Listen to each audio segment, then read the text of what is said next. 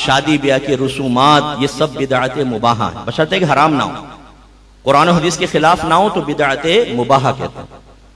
लेकिन मैं दायरे अदब में रहकर एक गुजारिश जुर्रत करूंगा, इजाजत देंगे मुझे? जो कहता है कि नहीं मैं कुरान और हदीस पे चलूंगा सुन्नत पर, उसके लिए कम से कम जिंदगी में एक बार तो ऐसा करे कि अपने ऑफिस ऊंट पर बैठकर जाए, क्योंकि सुन्नत यही है। गधे पर बैठकर जाए क्योंकि सुन्नत है। खच्चर पर बैठ के जाए, एक दफा तो नबी की सुन्नत पर अमल कर लो ना यार। चलो हम तो बिदअती हैं, आप तो सुन्नती हैं, करें अमल जरा। गधे पे बैठ के टका हजरत जा रहे हैं ऑफिस के अंदर, कोट पैंट पहना हुआ फुदकते हुए जा रहे हैं जी ऑफिस के अंदर, करें सुन्नत पर अमल। नबी करीम तो मस्जिद के अंदर नालैन पहन के नमाज पढ़ी है, बुखारी की रिवायत कहती है पहने आप जूता और मस्जिद के अंदर जाएं और नमाज पढ़ें। क्यों नहीं पढ़ते आप? क्यों नहीं सुन्नत पे अमल करते? आप तो हदीस पर अमल करते हैं ना, हम तो हैं बिदअती। अब मैं आपको बताता हूं कि जब उलमा ने यह देखा कि बहुत से काम नबी करीम के दौर में नहीं हुए लेकिन उनकी इंपॉर्टेंस तगय्युर ज़माने के एतबार से पैदा हुई, तो फिर उन्होंने उम्मत को इजाजत दी और कोई एक भी स्कूल ऑफ थॉट इससे खाली ना रहा। मिसाल के तौर पर हम चलते हैं सहाबा किराम के दौर से। सिद्दीक अकबर रज़ी अल्लाह तआला अन्हु ने कुरान को जमा किया।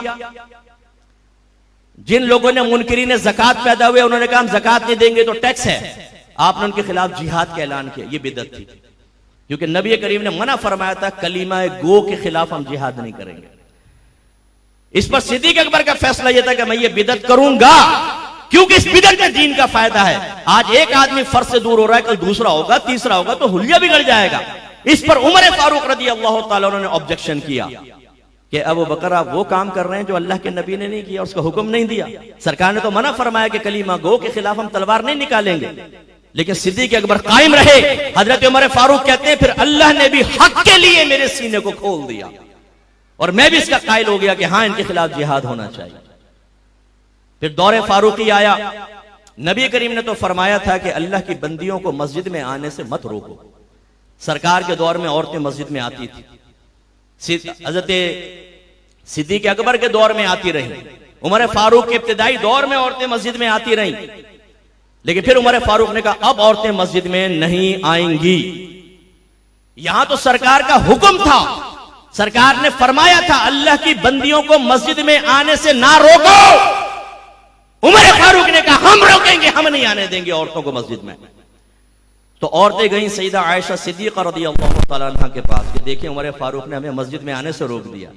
मेरी वालिदा, जो मेरी बहनें मुझे पर्दे में रहकर सुन रही हैं, कुछ तो आप ख्याल करें कि आपकी वालिदा कैसी जबरदस्त आलिमा, मुफ्तिया, तय्यबा, ताहिरा, मुज्तहिदा थी, बहुत बड़ी औरतें उनके पास मसला लेकर गई हैं कि आप बताएं। उन्होंने फरमाया आज अगर मेरे सरताज दुनिया में जाहिरी तौर पर जलवा अफरोज होते और जिस तरह औरतों को जीनत करके घर से बाहर निकल रही हैं वो देख लेते, तो मेरे आका भी औरतों को मस्जिद में आने से रोक देते। गोया कि सईदा आयशा ने बयान किया कि है तो ये बिदअत, है तो ये बज़ाहिर नबी करीम के कौल की मुखालफत, लेकिन याद रखो गौर करोगे तो ये मिजाज रसूल की मुआफ़क़त। लिहाजा मिजाज रसूल को बुनियाद बनाकर कौल रसूल का हम एतबार अब नहीं करें। और सहाबा इस पर मुत्तफिक हो गए, इजमाए सहाबा इस पर। और अभी तरावी की मिसाल तो मैंने दे दी आपको। बाद जमात तरावी नबी करीम ने कहां पढ़ी है?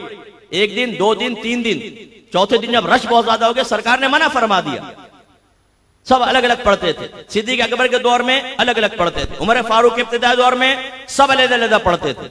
लेकिन उमर फारूक एक दफा मस्जिद में आए, देखा एक इमाम के पीछे 4 आदमी पढ़ रहे हैं, कोई यहां अलग पढ़ रहा है, कोई वहां पढ़ रहा है, कोई वहां पढ़ रहा है। तो आपने इरशाद फरमाया मैं चाहता हूं इन सबको एक इमाम के पीछे जमा कर दो। अच्छा, किसी सहाबी से मैंने नहीं देखा वो खड़े हो गए कि ये जो काम अल्लाह के नबी ने नहीं किया, सिद्दीक अकबर ने नहीं किया, आप कैसे करेंगे? इसलिए कि उनके ज़हन में भी था कि इसमें फायदा है, इज्तिमाइयत नजर आएगी, सुस्तियां खत्म होंगी, फिर पता चलेगा कौन पढ़ रहा है कौन नहीं पढ़ रहा। क्योंकि जो जमात से पीछे होगा हम कहेंगे कि तुम जमात छोड़ते हो, या दीगर मसाइल होते हैं इस तरह फर्ज नमाज के अंदर भी इज्तिमा अच्छा नजर आएगा वगैरह वगैरह, बहुत सारी मसलियत। और उसके ऊपर फिर हजरत उमर फारूक ने उस जमात को देखकर फरमाया निअमतिल बिदअतु हाज़िही, ये क्या है अच्छी बिदअत। जुमे की कितनी अजानें होती हैं? बोले कितनी अजानें जुमे की? बोले कितनी हैं? 2 हैं, 2 हैं। नबी करीम के दौर में सिर्फ एक अजान खुतबे से पहले वाली।